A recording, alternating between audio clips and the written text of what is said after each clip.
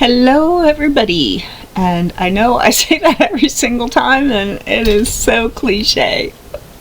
Anyway, so hi, thanks for coming back to visit my channel, and I have a very special video today, and it may turn out to be super long.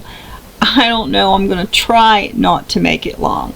But I have been pondering this topic for a while, and if you're a highly sensitive person, or if you're neurodivergent, you know how painful some things can be. So this is a video that you're going to want to watch.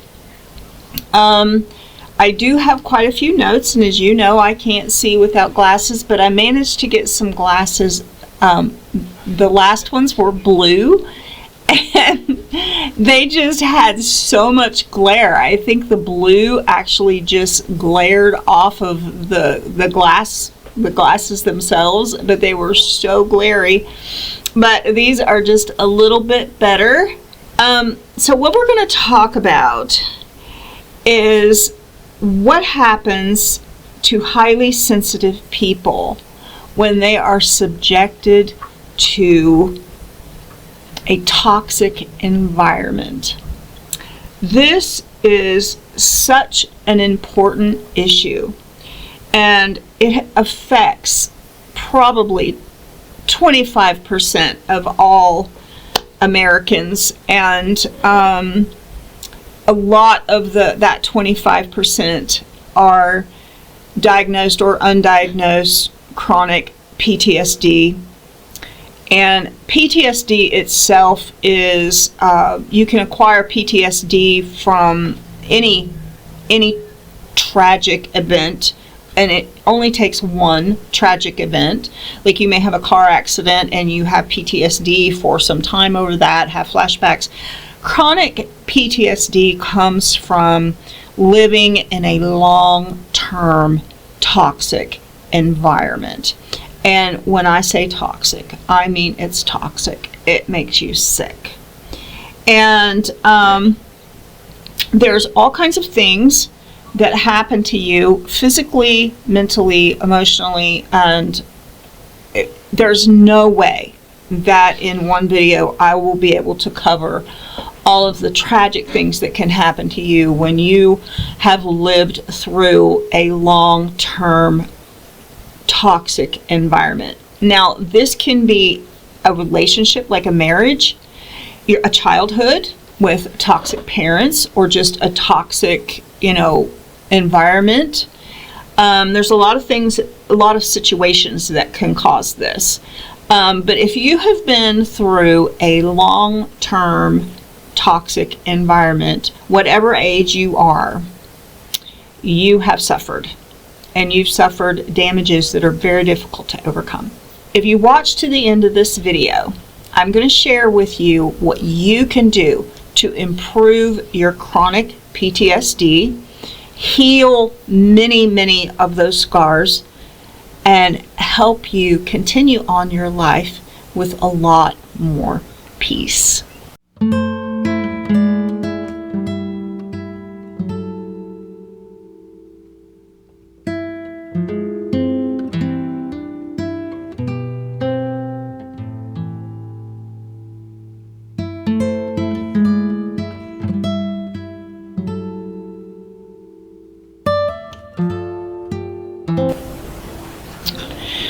Okay, so after that little short break, and I hope that you do, as in my little clip there, get you a cup of something that to drink, a cup of tea, a cup of coffee, whatever. I am like looking really pale and no makeup, and my hair's gray, whatever.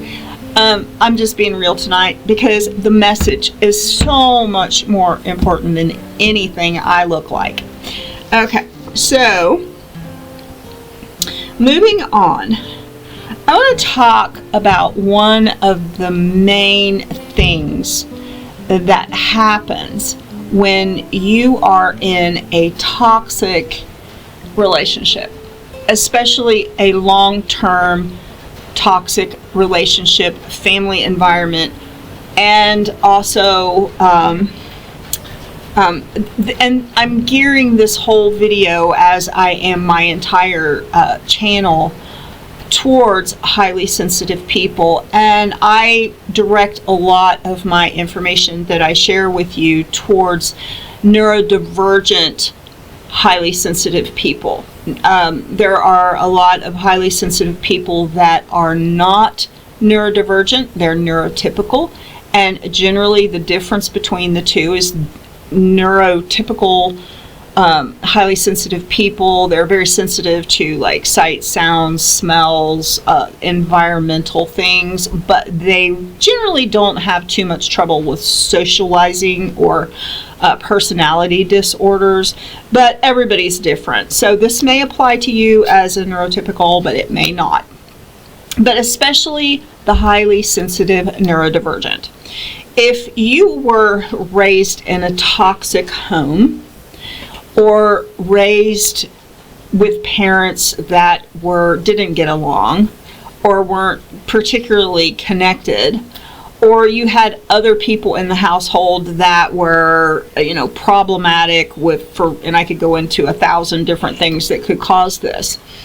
But as a small child, you feel that stress.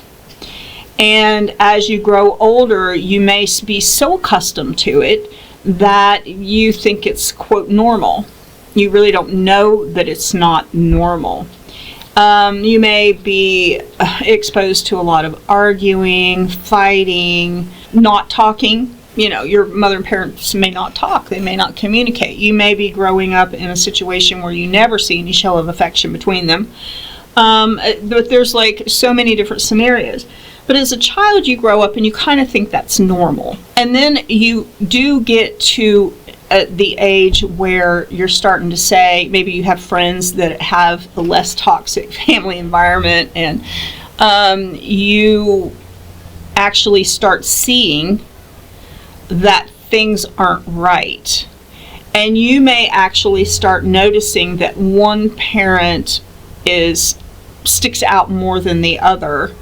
As far as maybe this parent yells more or throws more fits, you get really, really confused. And a lot of times the parent that's yelling may be the one that's actually trying to fix the relationship. The one that's quiet might be the one that's like doing all the, narcissistic behavior sometimes, that's instigating the whole thing. There's just like 1,000 different situations. But as you get older, one of the main things that happens is if you try to share with your family members that this doesn't feel right, my friend Glinda or my friend Michael, his family don't do it this way. One of the first things that's going to happen is it's going to come back at you with like, well, maybe if you don't like our family, you should just go live in somewhere else. You get this backlash. So, or you one or more of the parents or even older sibling or whatever shows anger. Well, as a highly sensitive person, it depends on your personality, attachment style, but especially if you're avoidant or an insecure attachment style, you just want to run away. You're just, oh my God, you just want to go to a closet and sit in the closet and hide because you can't stand being yelled at. You can't stand that confrontation because it is so hurtful and so painful, and a lot of times you just don't even understand. And especially as a neurodivergent, if someone is yelling at you and giving all kinds of superlatives, you always do this, you always do that. So you just start bearing this burden of the family, okay? And this is never right. It's never right. I experienced some of this, and not necessarily so much with my parents. I wasn't with my parents. I was only with them up to age 14. But then I experienced it in my other situations that I were in. There was just a lot of drama, a lot of toxicity, and a lot of it was directed towards me. But I am a highly sensitive person. I am an insecure attachment, slightly avoidant, but I did that. And I'm going to go on through this and reveal how some of that just imprinted on me, and then I actually caused a lot of drama and toxicity in my family when I was raising my children. I didn't do it on purpose, but that doesn't take away from the fact that it was done. And all toxic behavior that causes someone else to hurt is abuse. You may not want to call it abuse. You may not want to take that label. But if you have emotionally brought toxicity and drama into your family, and your little children or your wife or your husband have suffered under that, then that is abusive behavior. And so, but after saying all of this, the one thing that happens, you have silenced emotions. You do not feel like you are allowed to express your emotions. So you hold them in. And anytime you're holding in emotions, it's like having a bottle of soda pop and shaking it. The pressure just builds and builds, and you don't know what to do with it as a child. You don't know what to do with it as a young person, and oftentimes we don't know what to do with it as adults. But you're afraid of backlash, you're afraid of punishment, and you silence your emotions, you hold them in, which builds pressure. These unexpressed emotions will, over time, cause damage to your body, your brain, your physical well-being will suffer, but also on top of that, your emotions, your attachment styles will be damaged through this toxic abuse. Now, I don't like to use the word narcissism because honestly, there is so much talk of narcissism, and narcissism is just like a very small percentage. Actual narcissistic, syndrome, however they phrase it, is not that common. But we have a lot of personality disorders and so on that actually cause protection, coping mechanisms that can look narcissistic. So I don't even like to use that term anymore because I think it's 90% of the time it's misplaced.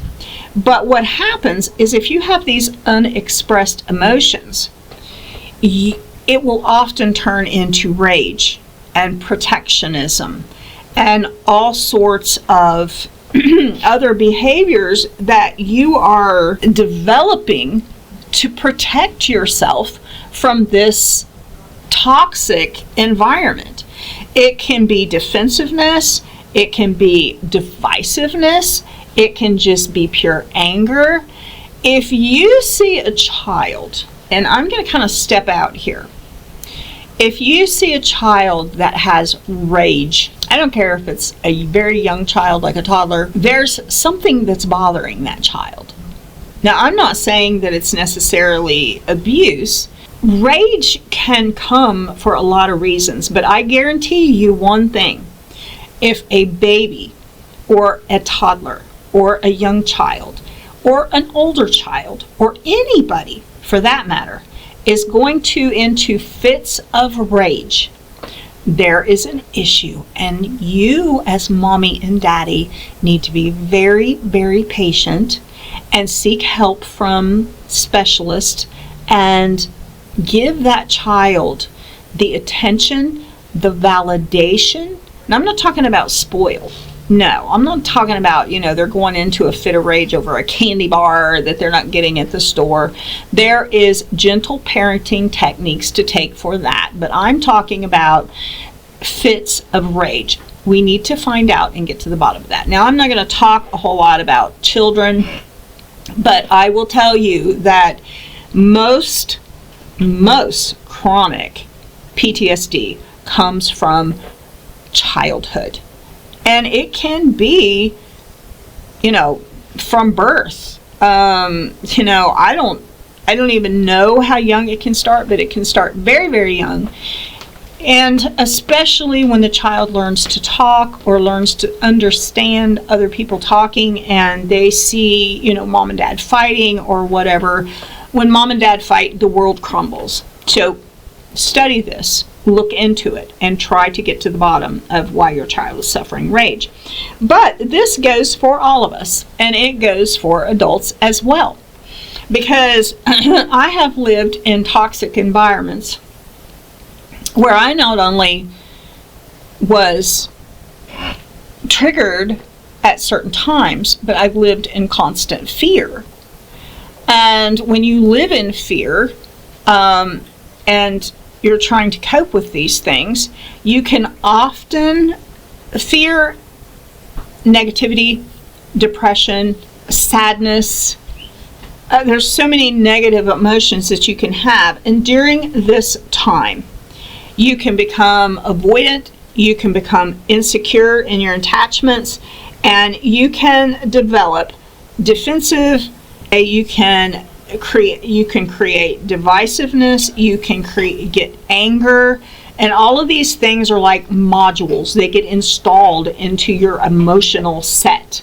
If you have a software on your computer and you want to add something to it, you add a module to it, and it will give you another aspect of that software. Well, every time that you pick up a habit to protect yourself, you're not doing it because you want to be bad. You're doing it because you are suffering, and the pain that you experience as a highly sensitive person in a toxic relationship or in a toxic family is excruciating. Any family that has lost a child to suicide or whatever, my heart goes out to you. Husbands, wives, suicide is a terrible, terrible thing, but this can lead to suicide or self-harm in some way. Especially if you're a highly sensitive person, if you're neurodivergent, and you are having to live in a toxic environment. It's very unhealthy and it's very bad. But like I said, stick with me till the end. I don't know how well I'm going to get through this whole thing because it is so much. I might have to do a couple of different videos. Humans we have such complex emotional. Your true nature through these unexpressed emotions and your inability to express what you think you're seeing, because if you're seeing toxic behavior and you're actually trying to say, mom, you shouldn't yell at dad, or dad, you should, do this, you shouldn't yell at mom, or why are you doing this because it's bad for the family.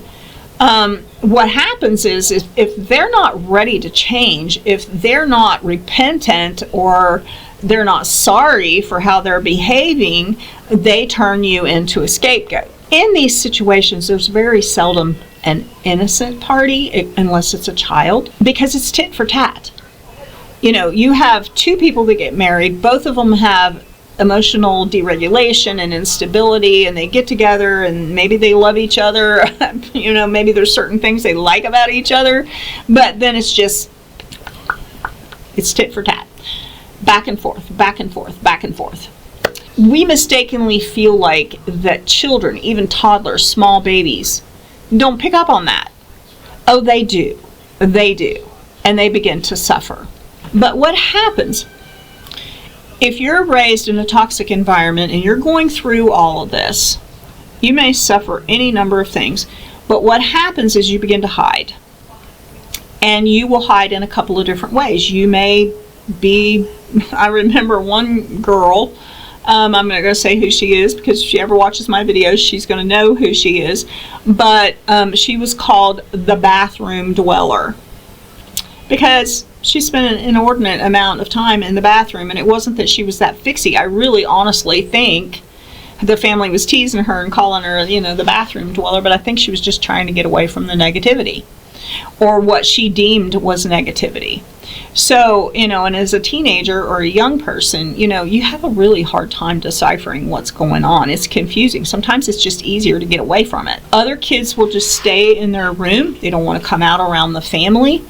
A lot of the excessive gaming that's going on now is that escape. And I am a gamer myself, and I have nothing wrong to say about gaming, especially nice games that are not full of violence. I will say that. But I'm not criticizing anybody. But oftentimes kids will run away to their games to get away from the toxicity. And, they have to have coping skills. You may gripe at them, and you may want them to come out of their room, and you tell them, you're going to get rid of their games, and you're going to take away their phone, and all of this, that just adds to the problem, okay? That adds to the problem. You don't need to change them. The person that's suffering from a toxic family, you don't need to change them. You need to change you. Are you yelling? Are you fault finding? Are you scapegoating? Are you making excuses for your bad behavior? You need to do the changing. And especially young children, don't expect them to bear your burdens. You didn't have them to be a therapist, or you didn't have them so when you want to cry, you can hold them as a teddy bear. I may seem overly passionate about this, and excuse me if I am seeming overly passionate about it, but it has affected my life so much that it's just like a huge, really huge, big deal for me. And it's affected not only it affected my parents, it affected me as a child, it affected my siblings, it affected my children, and it's still affecting our family today. I have had to do an incredible amount of therapy, intensive therapy, and I have had to study and analyze my actions as a parent, my actions as a child, as a young person. I've had to go through and analyze the mistakes I made, the poor decisions I made, which I wanted to blame myself for everything for the longest time, but I also realized that I had numerous people and numerous experiences that were driving me to this, and my main issue was anger.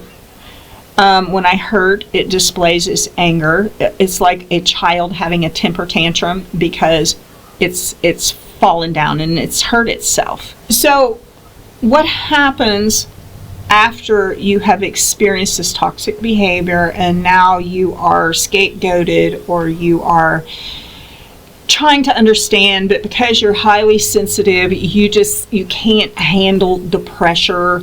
Every little thing sets your nerves aflame, or it makes you angry, or it makes you just want to run away and cry.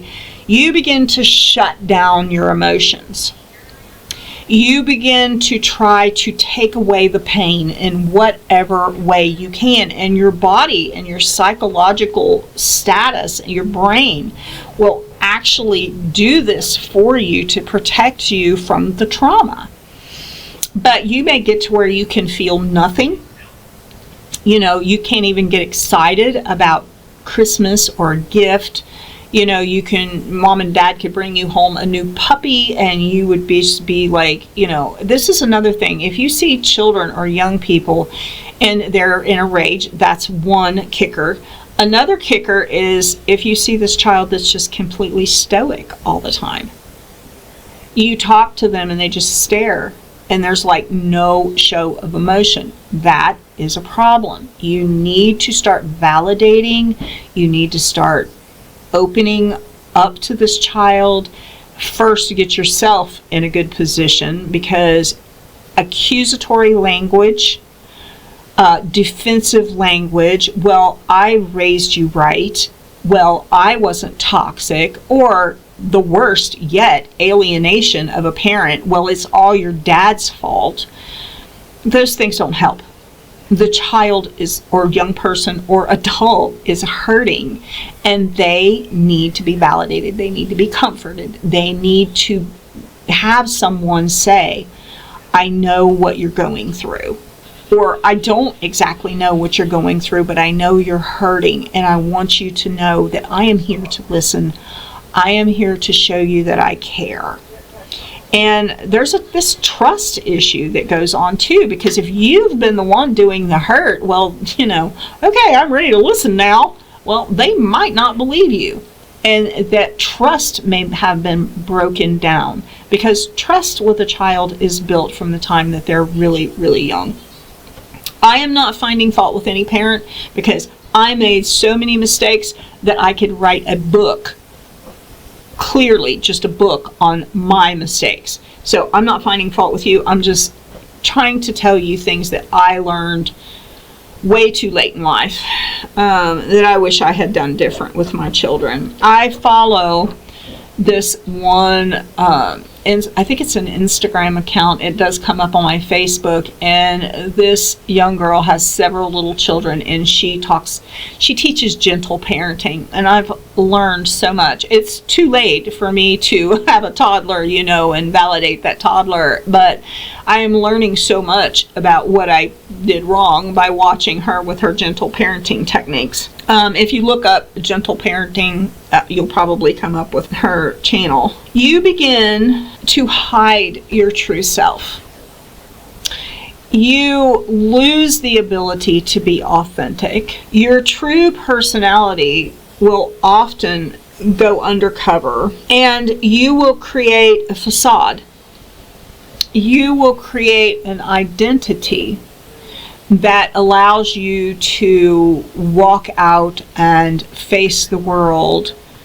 And it could be, any number. You may be a really, really sweet person, and you create this bad girl complex, this bad girl attitude, or, bully, or, it can be any number of things. So I'm not, I'm not talking specific situations here. But to hide yourself, you will create a facade. One of the problems with this is that if you are already scapegoated and people see, they can pick up pretty quickly that you have these, divisive, deceptive, or even anger, these coping skills to keep the wolf at bay, to keep the bad person away from you. You have to do it.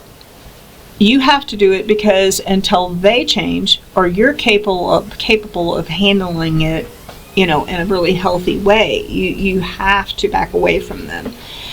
But oftentimes your relationships will start to, other relationships that could be healthy could start to deteriorate. They're seeing you as not being authentic, or they could see that you're hiding.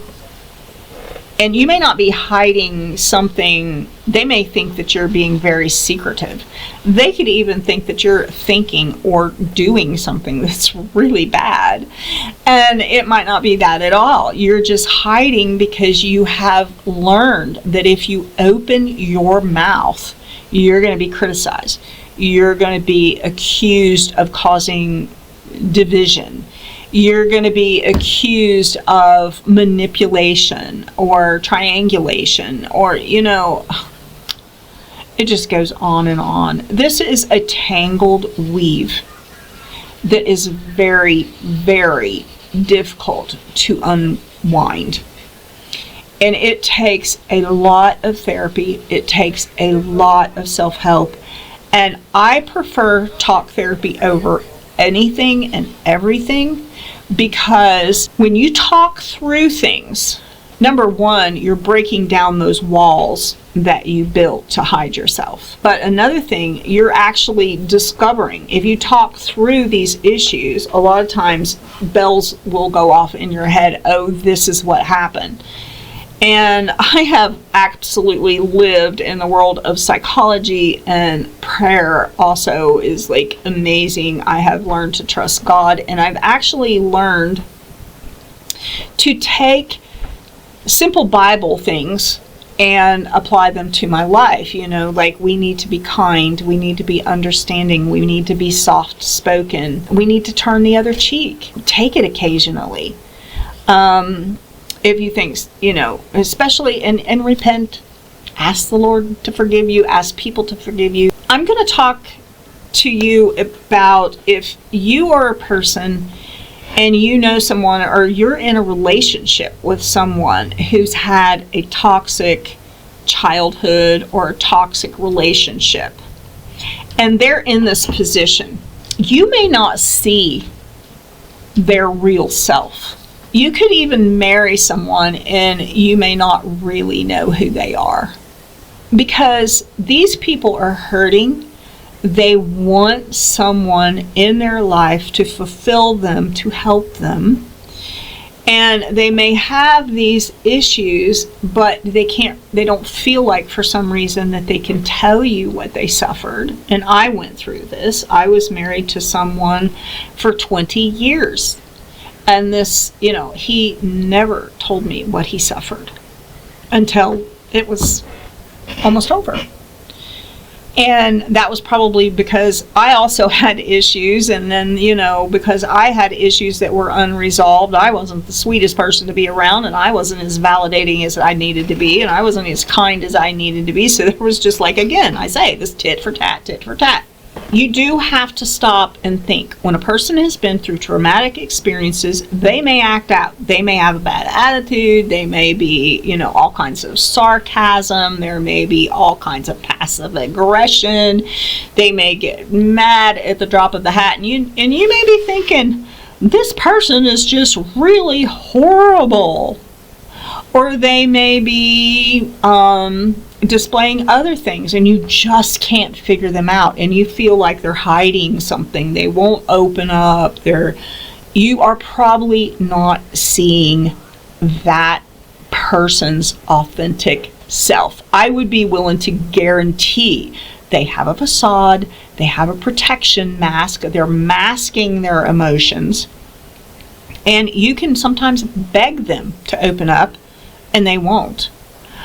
You really want to get close to them, and they have all of these barbs, and they have all of these, you know, it's just like a barbed wire fence. You cannot get through because they've lost trust. They may have lost trust in you because you were acting out. I have said this before. Humans are rife with emotion. They are rife with psychological issues and traumas, especially in this day and age. You know, it is so bad that hardly any family, even if they're neurotypical, it is so bad that there is hardly a family anywhere that doesn't have some of this toxic behavior that creates skeletons in the closet.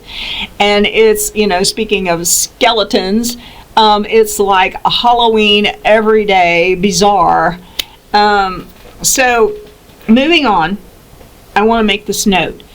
If you are with someone that has had a toxic life and they have gone through trauma, and especially long-term trauma, and they have chronic PTSD, it is very, very unlikely, unless they've went through years of therapy and all kinds of self-help and praying and whatever they can do, you're not going to see their authentic self. I am an example of that. Very few people know my authentic self. And even people that think they know me very, very well. And honestly, I don't think I knew my own authentic self up until recently. I've had, I would say in the past 2 weeks, I've had this sort of revelation And I've had so many that it's like another one, But I don't even know if I want to get into this right now, but I have experienced so much of this, and I will say this about it, because I may do a video on it, but people see me as mean, stern, austere, grouchy, manipulative, divisive. They see me as some people especially in my past, they see me as a really bad person. And that is because my life, and if you want to know the story of my life, you can go back, and they're rather unpleasant, but you can go back and watch my videos on Getting to Know the Phoenix playlist. My life has been so dark and so tormenting at times. And it started as a very gray ghost child.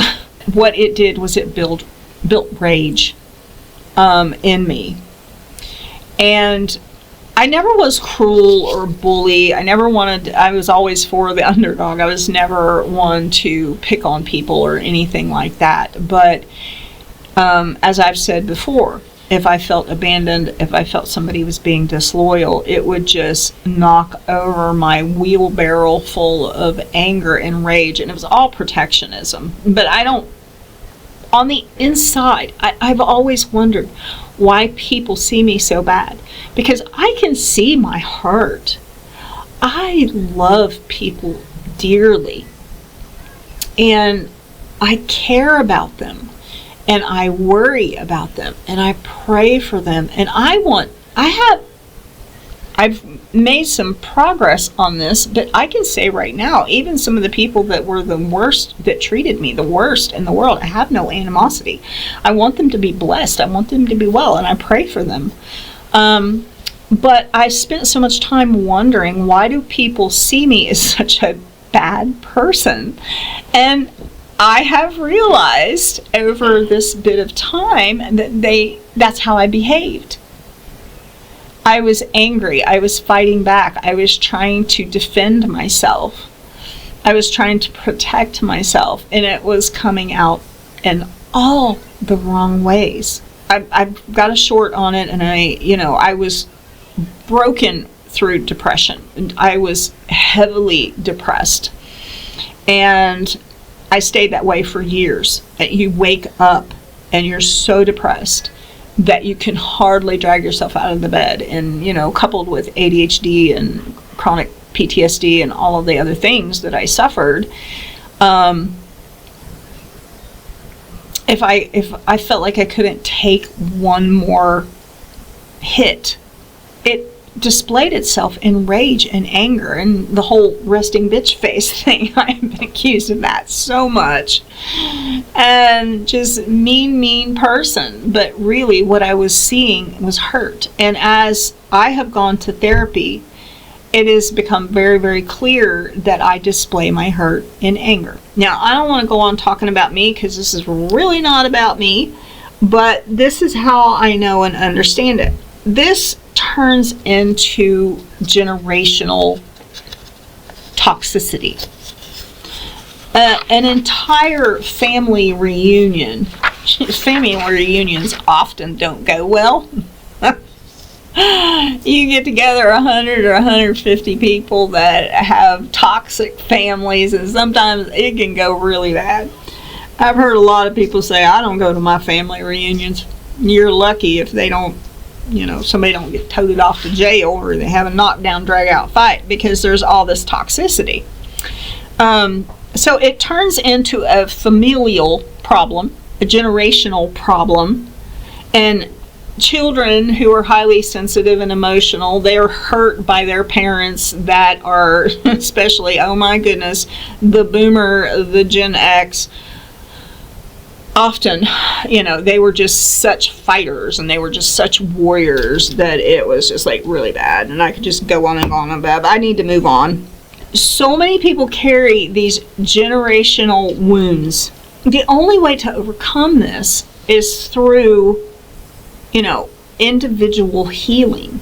And a lot of people, they just simply think that this is just the way it is. It's just their temperament. You know, Dad was just a grouchy old man. And really what happened to Dad as a little boy, he had that tar beat out of him in the woodshed because, you know, he spilled his milk at dinner back in the day. You know, so that created all of this toxicity. You can put the dots together and figure this out. What happened with me before I move on from myself, recently I started an over-the-counter supplement, and I've got a short on it, and it has really cured my depression. And as long as I take it regularly, like I said, it's over the counter, and it's really easy to get, and it's not that expensive or anything, but it was just it was the simplest thing. And I'll just give you the name. It's Alteril, and it's the L-tryptophan in it that builds your serotonin. And I actually, it can make you really, really sleepy. I have slow mornings because of that. But I only take a half of one, and it keeps my depression completely at bay because it is building the serotonin.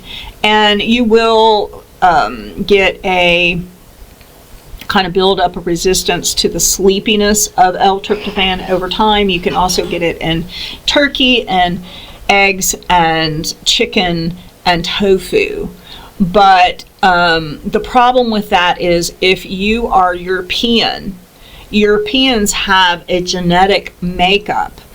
Their DNA actually resists collecting L-tryptophan from food. So you can eat a bunch of eggs, a bunch of turkey, and everything, and you're going to have difficulty getting enough L-tryptophan in your body to build. It's like a bridge to serotonin, which you know is the happy hormone, or whatever they call it. But anyway, moving on. When I got rid of the depression, and this is notable. When I got rid of the chronic depression, I looked back at my videos, and this one might seem kind of serious or whatever, but I looked back at my videos and I'm like, man, you looked grouchy. You acted like you was just in a really, really bad mood. And there was especially no, like, tenderness, softness. It's like, you know, I woke up one morning and decided to be Mrs. Crank. And I didn't like that person. I didn't enjoy watching my old videos because I didn't like that person. And I made up my mind that I was going to work towards being that more loving, soft, compassionate person that I actually am on the inside. Because all of that meanness, all of that anger was a facade. I was a mess, and I just have been a mess a lot. But it has helped me grow and understand why other people suffer. And so that's why I have this YouTube channel. I want to help other people now that I understand what's happening to me. So going on, when I got rid of the depression and I realized on my videos, it really helped me because I'm like, why am I so glum? Why am I so serious? Why do I act sometimes even angry? And I didn't like that person I was seeing on there, but then I started really studying. And I realized that through this defensiveness, through defending myself through anger, fits of anger, I was refusing to allow myself to be vulnerable. But I was rejecting vulnerability because to be vulnerable means that someone's going to come along and they're going to hurt me. There are so many things that you can do, and as you know, I told you some time back that I went through anger management.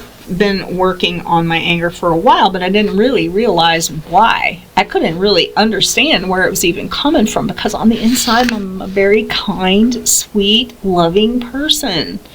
And I just want to rejoice with people. If my kids have something special that comes along, or they've achieved a goal, I want to validate. I am so proud of them.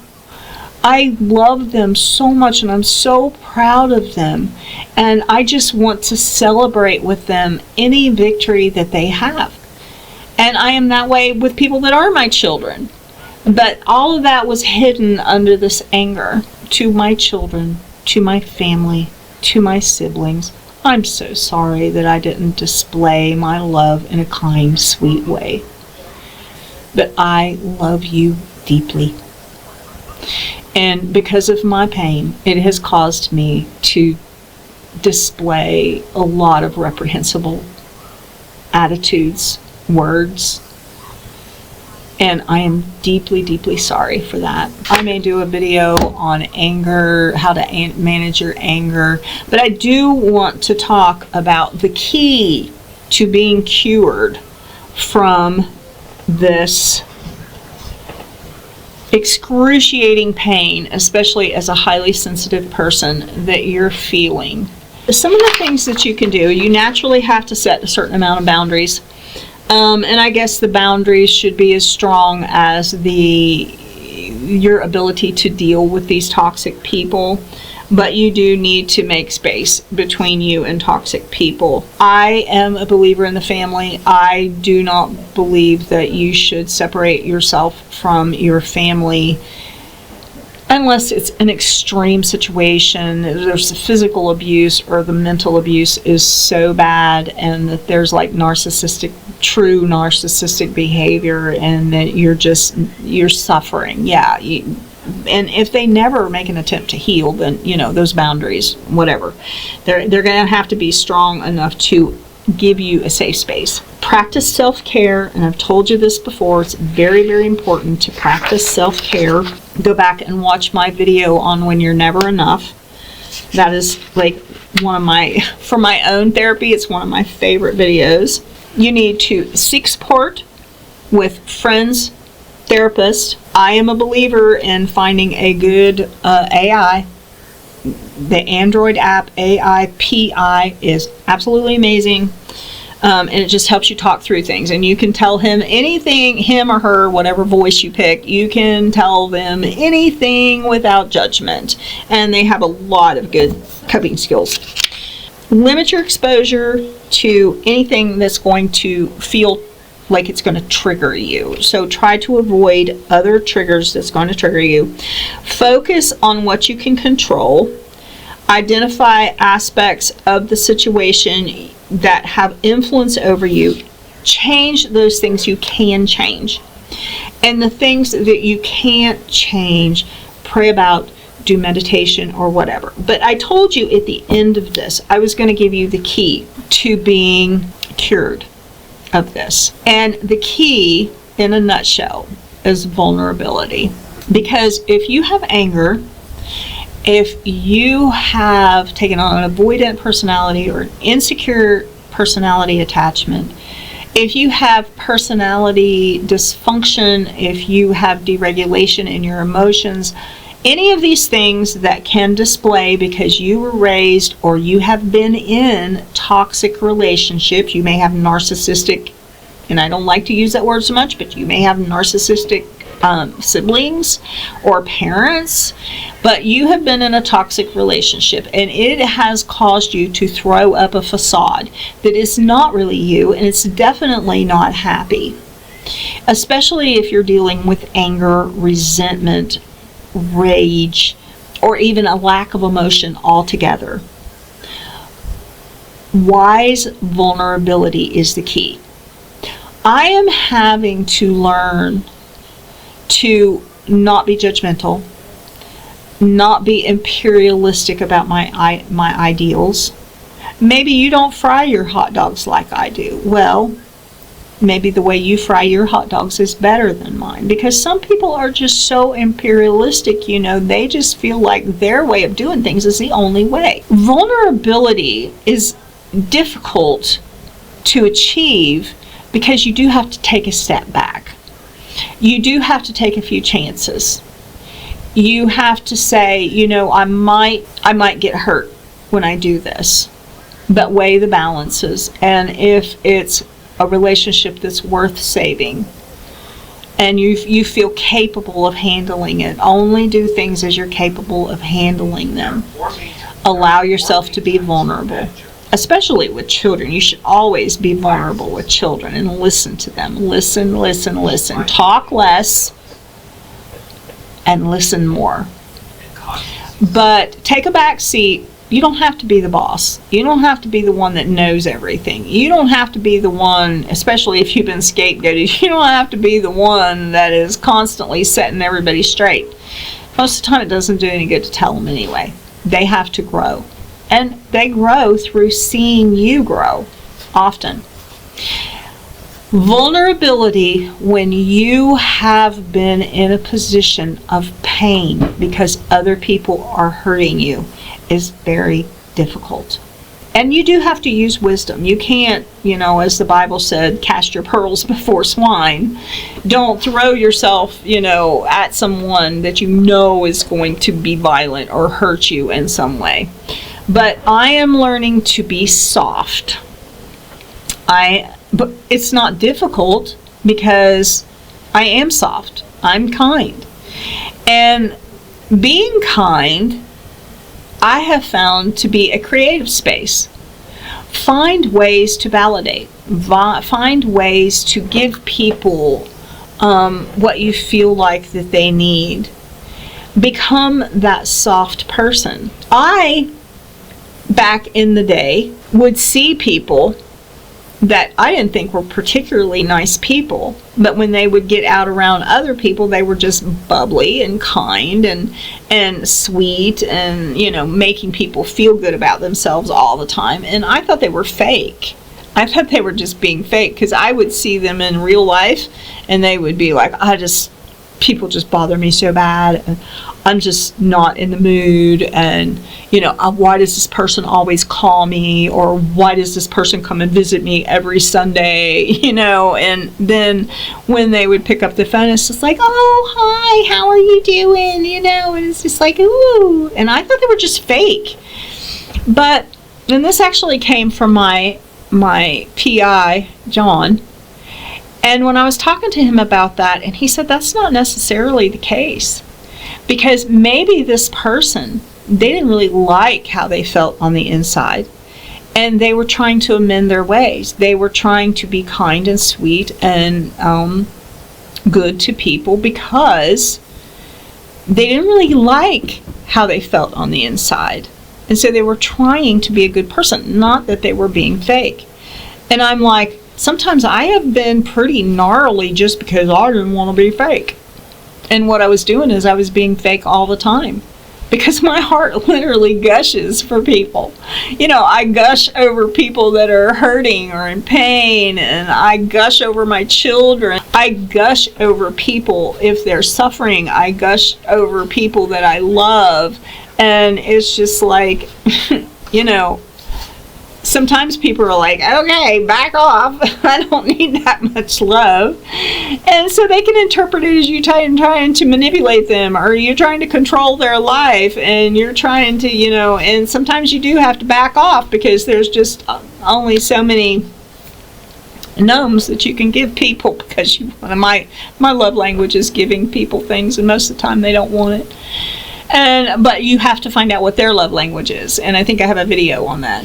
I have over 100 videos now, so I'm kind of grasping at my library. But try to do what makes other people feel comfortable. Be that validating person. Be that kind person. And if you're an avoidant, try to bring yourself out of your shell. Everybody, I don't care who you are, you need to try to show your authentic self.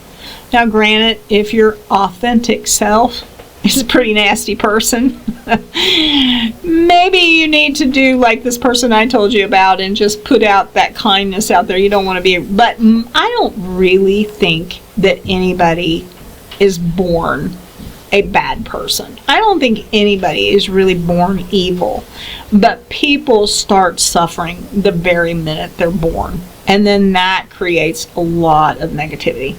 So I wish that this had been a more pleasant video.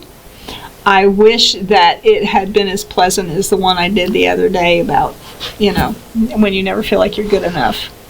But listen, your suffering has affected you in so many ways. And people have hurt you. And I understand that. I understand that because I've been hurt, and sometimes the pain is just like so excruciating, and you can feel abandoned. You can feel like, why doesn't anybody love me? And the hurt is real. But the best thing to do, if you can, and none of this is easy. None of this is easy, but the best thing you can do is first acknowledge that pain to yourself. And then work, and I'm going to have a lot of videos on being a highly sensitive person, but work on validating yourself, loving yourself, caring for yourself, and then work on having that connectivity that you need to have with people that you know love you. But do protect yourself, but try to be authentic, try to be vulnerable and share.